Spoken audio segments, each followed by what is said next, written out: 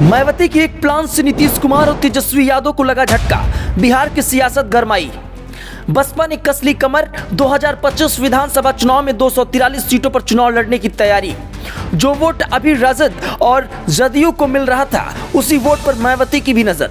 रोचक होगा 2025 का बिहार विधानसभा चुनाव। जी, बहुजन समाज पार्टी सुप्रीमो मायावती ने सीएम नीतीश कुमार और तेजस्वी यादव के लिए टेंशन को बढ़ाने वाला ऐलान कर दिया है।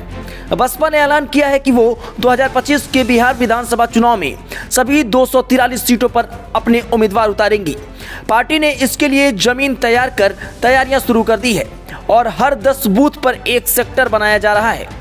ये जानकारी बीएसपी के केंद्रीय प्रभारी डॉक्टर लालजी मेधांकर ने दी है। डॉक्टर मेधांकर हाल ही में संपन्न लोकसभा चुनाव की समीक्षा के लिए मुजफ्फरपुर पहुंचे थे और इस दौरान उन्होंने कहा कि पिछले लोकसभा चुनाव में पार्टी के लगभग 40% पदाधिकारियों ने अपेक्षा के अनुरूप काम नहीं किया और ऐसे लोगों को भविष्य में पार्टी में कोई पद नहीं दिया जाएगा।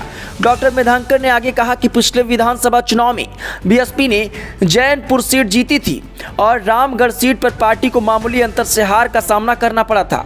लोकसभा चुनाव की बात करें तो बीएसपी ने 40 सीटों पर अपने उम्मीदवार उतारने का फैसला किया था, लेकिन तकनीकी कारणों से पार्टी 38 सीटों पर ही चुनाव लड़ पाई। बीएसपी नेता ने दावा किया है कि आगामी विधानसभा चुनाव में उनकी पार्टी अपनी ताकत से सरकार बनाएगी और इस मौके पर बीएसपी के लोकसभा उम्मीदवार भी मौजूद रहे और उन्होंने भी अपनी बात रखी। बसपा की घोषणा से बिहार के राजनीतिक गलियारों में हलचल तेज हो गई है।